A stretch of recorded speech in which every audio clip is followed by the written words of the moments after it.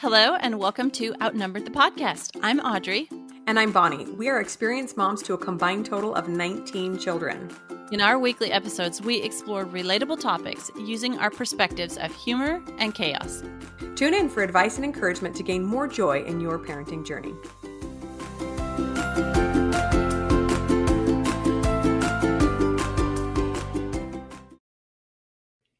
Hey everybody, we're back with another episode in our marriage series, and we are today going to be talking about something that maybe took us a little while to figure out in our marriages, or me in my marriage. This is Audrey doing the intro today. We're going to be talking about being independent and happy in your marriage. So we're going to get into that here in a second.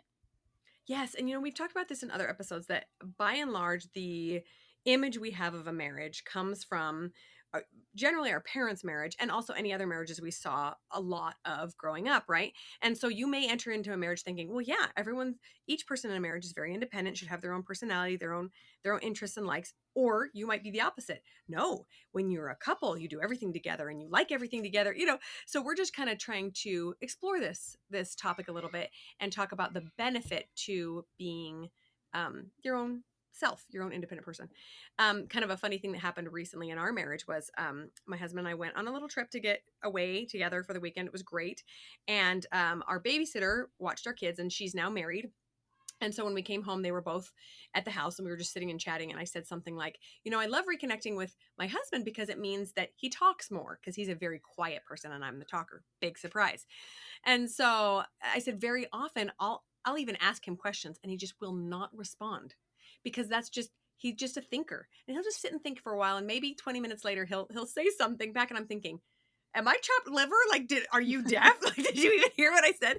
Because in the family I came from, we talk ad nauseum, respond all the time. Anyway, so I mentioned this, and our sitter goes, oh my gosh, I'm not going crazy. He's exactly the same way. I'll say, blah, blah, blah, blah, blah. Right, honey? Nothing.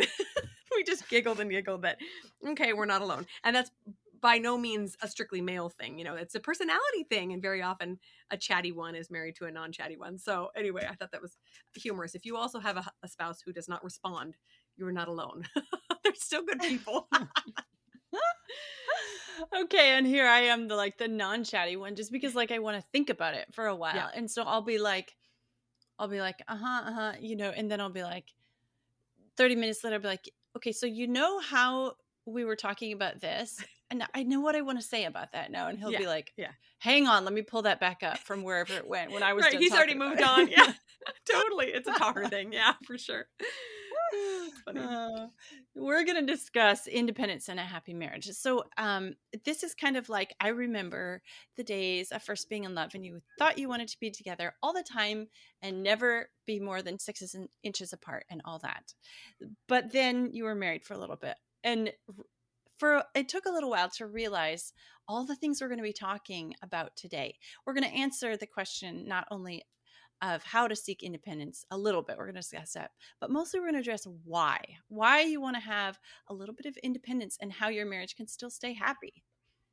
Totally. Yeah. So if you haven't listened to us before, we will just tell you right up front, we are big fans of lifelong, faithful, monogamous marriages. We are Christian women, and that is our viewpoint on the world. But we also believe in being very confident and capable women ourselves. And so we're going to largely be talking to the women out there. But if you happen to be a husband who's listening, it works for you too. So what does this look like in a faithful marriage, where you are going to each other, you're counseling together in big decisions, and you love each other and are connecting, but you still are your own person? How do you be your best self and the best spouse to your partner? Right. Thank you so much for adding that caveat. If you want to know exactly what we think about intimacy in marriage, we have an episode about that too. Yes, we do. Yeah, and you'll find out that we are not interested in independence in that part of your relationship. That's not what we're talking about today. All right. So we are going to start with this thought that developing yourself makes you more well-rounded. And when your husband develops himself, he becomes more well-rounded. And that is a benefit to both of you in your relationship. Totally. In fact, I have to share a funny story here. When I was a child, well, a teen, we had an activity at a church activity, I think, where we all sat down and talked about the attributes we'd be looking for when we started to date. And we were looking for a potential spouse. And we all wrote lists, right? Like, oh, he would have this and he would have this. And just to kind of brainstorm, what are you looking for? What do you think would be a good partnership to your own personality? But in my 13 or 14-year-old mind, it was like, well, he will look this specific way and he will listen to this music and he will like these kinds of books and this kind of food. I didn't quite understand that I was going to get a human being with his own developed tastes and passions, and it was going to look nothing like mine. I didn't realize that the most important things were going to be like two or three, honesty, faithfulness, loves me kind of a thing, right? So it was kind of a silly thing to do. And now as a mature woman, I realize our spouses are totally different from us and we should be totally different from them. And as we develop our own selves and our own personalities and our own talents, we have so much more to bring to the table. Nobody wants to end up together forever with somebody who is a dud, right? Who has no different interests or hobbies or passions. And I do think that in some relationships, especially, I will even say this, especially the wife, I think is sometimes a little bit afraid to offer an opposing opinion or stand up for something that she believes that is vastly different from her spouse. That is what makes a marriage exciting. That's where the spice comes from, is two totally different people coming together. Yes, that is so awesome. So it brings to mind something that my husband and I did.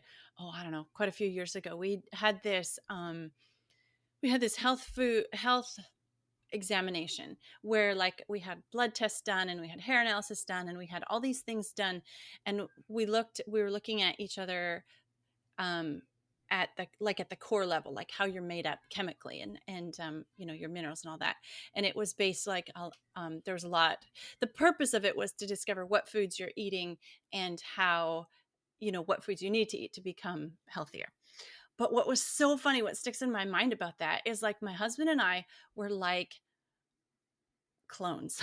We're like identical twins, because we eat the same thing. And so like we had through, I don't know, when we were 15 years or something by that time, we were like not genetically, but like chemically, we were like so similar. And so I'm bringing this up as an example because there's so many ways, like living with somebody, that you become like, okay, so scripturally it says the two become one, and we're very interested in that, like harmony and all those ideas. We talk about that a lot on our marriage series. You can go listen to the other ones, but in this one we're thinking about, like, there's so much that brings you together, especially in a good healthy marriage, that seeking something from outside or something different is going to add like another ingredient. So if you have like a two ingredient pie, it's going to be kind of boring. But you start adding some spices, or you start adding some different elements Yeah. into your pie or salad or whatever dish you're making, it's going to be more interesting and more enjoyable for everybody. But because I just want to say, like, because we live together and we eat the same things and we live together and we're learning how to be like each other, and you know all these things that make us more and more like each other, it's like you have to kind of intentionally seek a little bit of independence to be able to bring in that spice or that difference. Yeah, that's so funny. And definitely happens the longer you get married too. Like really at the beginning, the challenge tends to be melding, right? Taking all Yeah. these different Yeah. viewpoints and melding. And after a few years, you kind of start to think, oh, actually, we need to remember that we are our own people too, right? Okay, so number two, being independent means that you have the freedom to spend time together and apart, right? Versus the being kind of stuck in this bondage of we have to do all the things together, right? And again, like you said, at the beginning of a marriage, that's normal. Like we feel like it's almost the first year or two, right? When you don't really want to go on group dates and you don't really want to see your friends very much because it's that honeymoon period and you are just dying to be together 24/7, which is totally normal and healthy. But after a while, you really have to remember who you are as a person. And if you are both really dependent on each other, that can be a bit of a struggle. Very often it's one that's more that way than the other. And the one who wants to be dependent is like, oh, but I thought we were going to do something every weekend forever. And your spouse is like, oh, no, I actually want to go out with my guy friends, or I wanted to do this with my girlfriends. Um, Maintaining those interests and that healthy balance is a really important thing to do.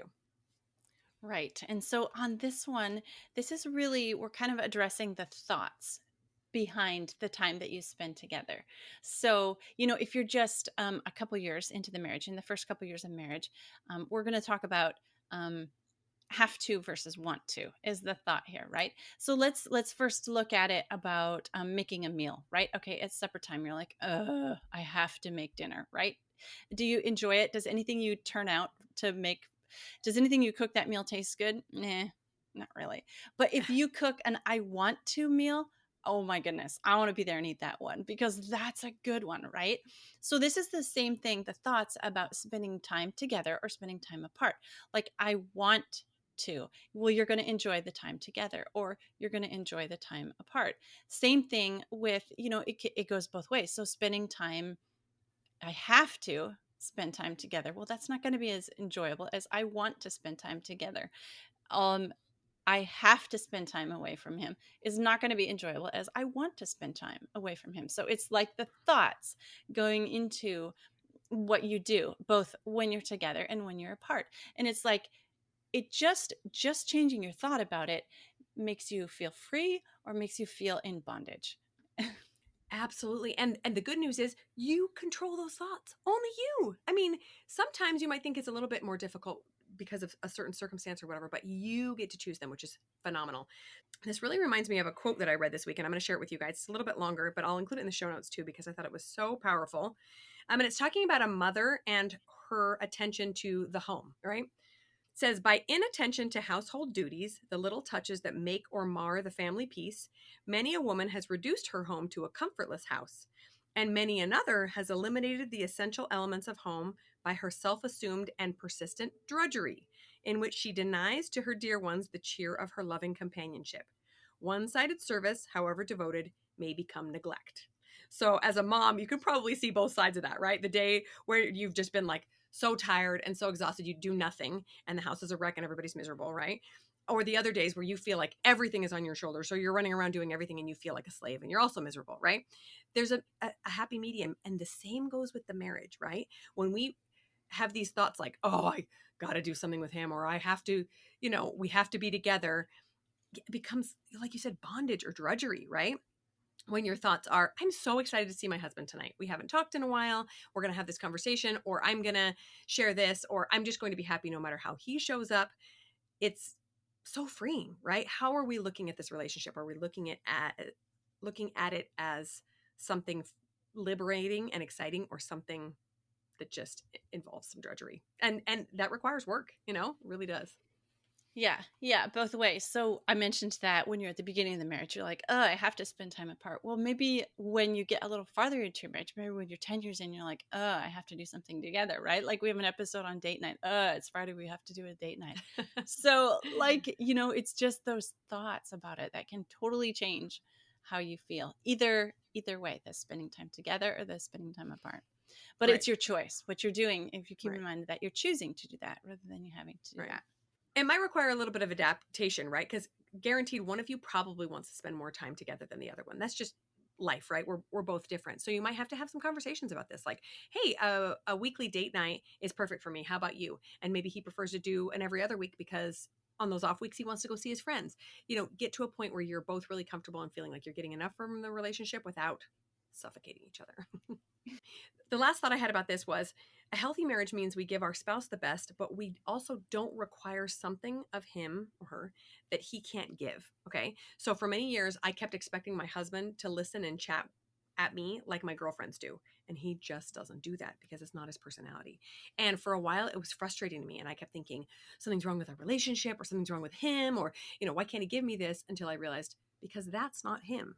And wanting him to change is not doing him any good or our marriage any good. So instead, I come to him for the things that I know he can give me and that I need from him.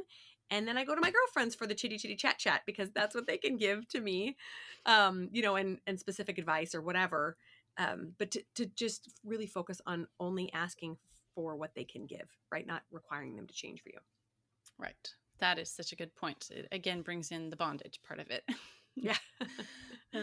All right. So moving on to number three, think about the example that you're setting for others.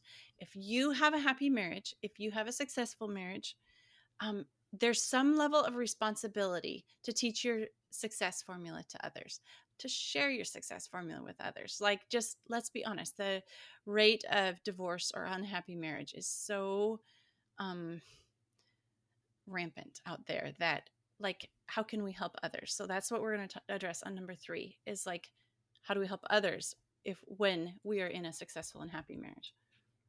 Yeah, and one of the coolest feelings in the world is having a happy and supportive spouse that then gives you the impetus to go out there and improve yourself, right? There's nothing like being in a happy relationship that makes you want to be a better person for yourself and for them, right? And hopefully, if it's a good relationship, they can help be this cheering section for you. You want to go out and develop a hobby or a talent or a business, and they can be right there behind you, supporting you. It's fantastic when it works correctly. Yes, absolutely. I read one of my favorite articles is um, it was in one of, let's see, maybe I'll see if I can find it. It might be on the blog as well. So Chip Gaines wrote an article about Joanna and about seeing her succeed and becoming her cheerleader, when he thought going into their marriage he would have the leading role and she would be the cheerleader. And so that article, like, it just gives me chills to think about it and to see him supporting her in such a way when he realized, like, she really had the magnetism and he needed to just support that. That's really neat. That's If I cool. can find that article, I'll link to it. But think about the most important people, or maybe the people that we have the biggest responsibility or the most opportunity to set an example for, is our kids, right?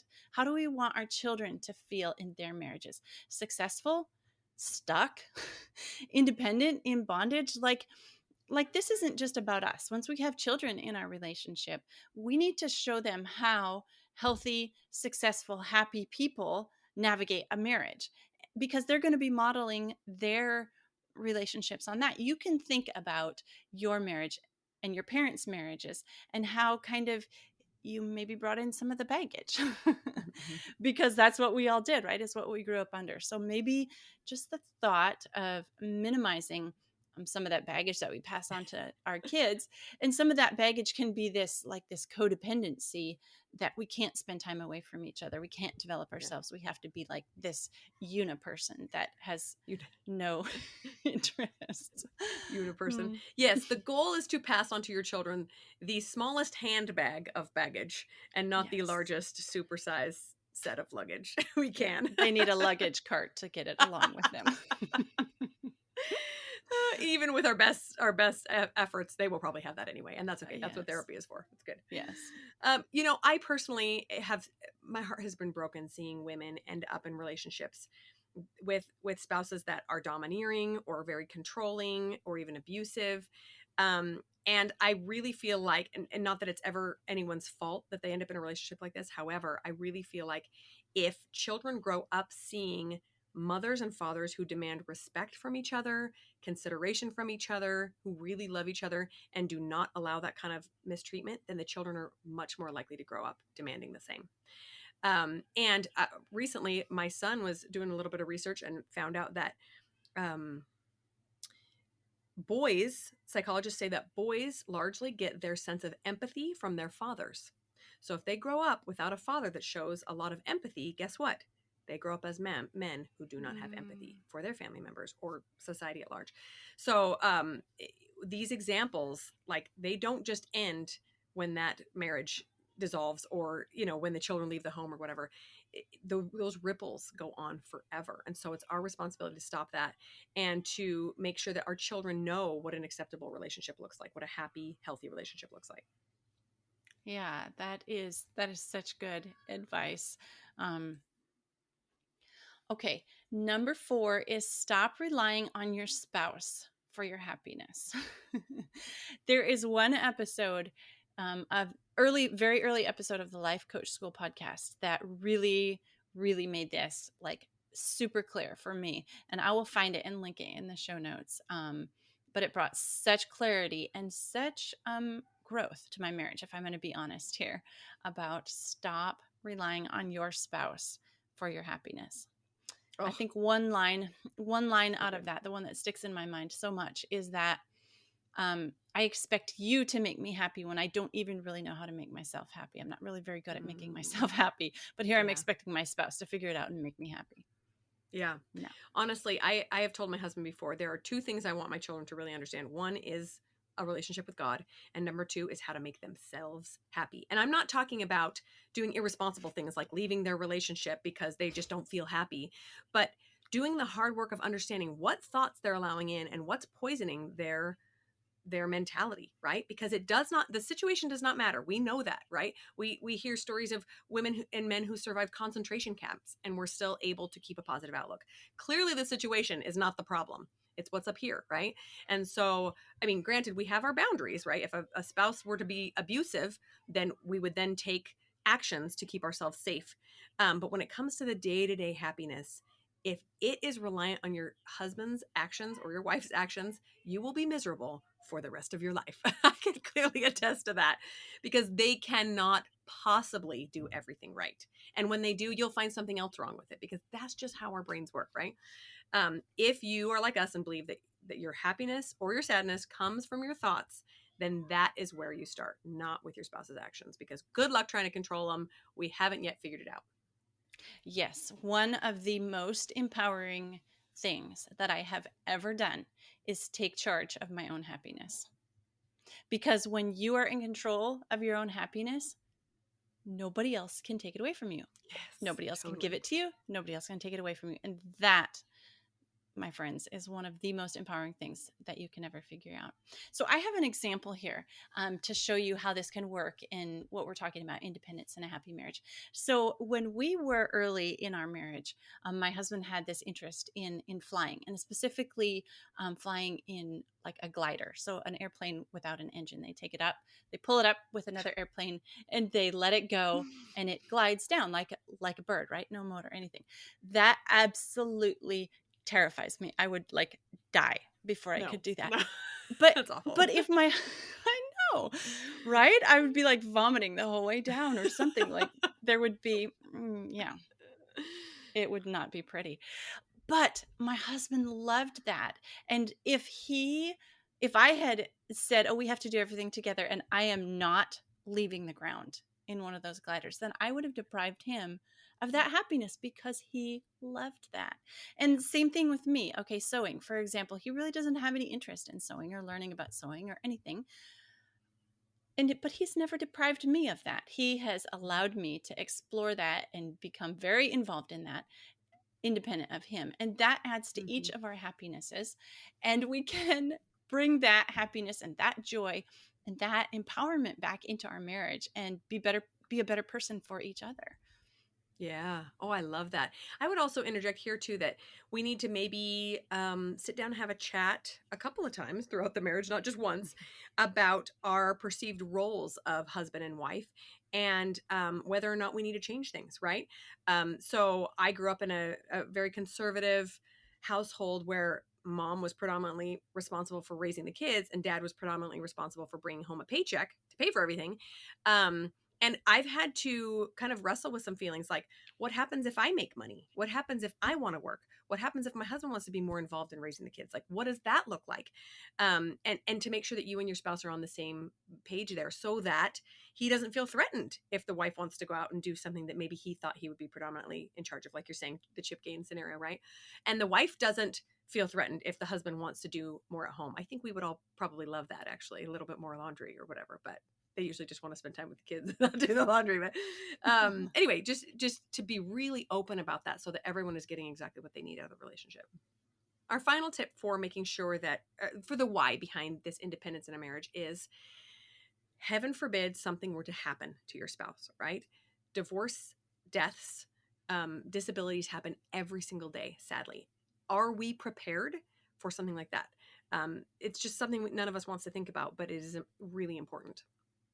Right, right. And think about like, would you be prepared to be a single parent emotionally, financially, logistically, if something happened to your spouse and you had young children left at home? Like, what are you going to do? Like, cultivating some of this independence before. Mhm. Um, this is just another element of why it's kind of an important thing. Yeah, and just a few, logistical ideas is, do you know how to log into all your financial institutions? Check balances, pay bills, etc. Very often one spouse or the other is largely responsible for that. Like in my family, it's me. I don't know if my husband knows how to do that. So that would be an important thing to make sure he knows how to do, right? In case something were to happen to me. Could you check or change your insurance policies? Do you have a good insurance policy on your spouse? One that would actually support you for a while if something happened to them? Do you know how to file taxes? Do you know how to make sure that you are paying taxes so you don't get in trouble? What about maintain your home or your property? Do you know, I mean, even if you don't know how to use the riding lawnmower, could you hire somebody to do it if something happened, right? Your husband was no longer able to do that, or your wife wasn't able to, make dinner every night or whatever she does. Could you go out and do that? And I will offer a side note here. It is always a good idea for both spouses to be involved in the finances. You don't both have to do the budgeting every week and both have to pay the bills. That can kind of get messy, but everyone should know what's going on financially, because it's too easy to hide things and get into messy spending if you don't have an accountability buddy. So that's my 2 cents right there. And we do have a whole episode on finances and marriage. It's one of the early ones in our series. But what I was thinking of is, wouldn't you want your spouse to be prepared if something happened to you? And doesn't your spouse want you to be prepared if, heaven forbid, something should happen to them? Of course they do. And so when you think of it that way, it's not only like a good idea, it's like really important for you to be able to handle it if something happened. Because like, imagine if, okay, so my father passed away suddenly, when he was young, and my mom, I watched my mom deal not only with the incredible tragedy and all the emotions dealing with that, but have to figure out, okay, where's his life insurance Yeah. information? Where, all these things. So, if you make it easier for yourself and know all these other things, and you don't have to both navigate the grief and all the logistical stuff too, that's just kind of a really good idea. So definitely, when we talk about it, it's like, oh yeah, that's a no-brainer. But how many weeks and months have gone by since you knew where you were financially, or Yeah. whatever is the one that you're kind of gliding on the back of the work they're doing? Just Right. a thought there Right. on that. Yeah, one last final thought about this was, I firmly believe that both spouses should be named on every asset as well. It makes things a lot cleaner and easier. Sometimes it's just simpler for one spouse to go take out a HELOC or something, but with both spouses on it, it makes it so much simpler for if something were to happen to one of them, for the other one to assume all the assets and take control of everything. If your husband's the only one named on a credit card or a home or a car or whatever, it makes things a lot trickier for you to take things over after a death or disability or something. And like you say, to go through a tragedy like that is plenty to deal with. To add in all the logistical nightmare, don't want to deal with that at all. But anyway, Wait, time out. Oh, sorry. What's a HELOC? Oh, home equity line of credit. Okay. I only know because we're doing one really right now. Cool. It sounded really cool, and I want to know what it was.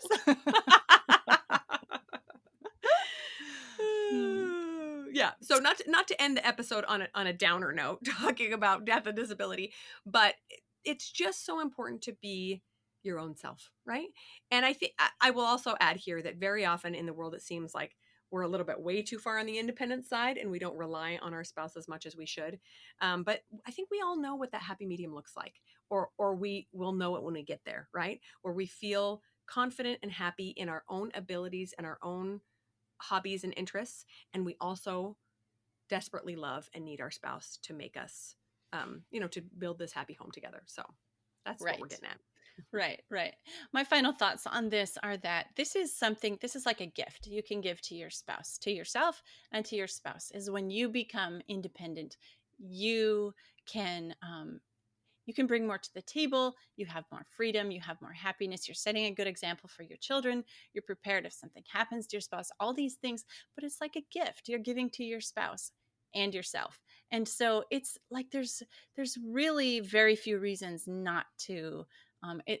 It's kind of like if you don't do it, you're kind of stunting the growth or the possibility of yourself and your spouse and your marriage together. Yeah. And so it's kind of something that we wanted you guys to think about today. That's it for today, everybody. I'm Audrey. And I'm Bonnie, and we're outnumbered. Thanks for listening, friends. Click the link in the show notes to subscribe to our email and never miss another episode. Show us some love by leaving a review on iTunes or sharing the podcast with a friend. Thanks for all your support. We'll talk to you next week.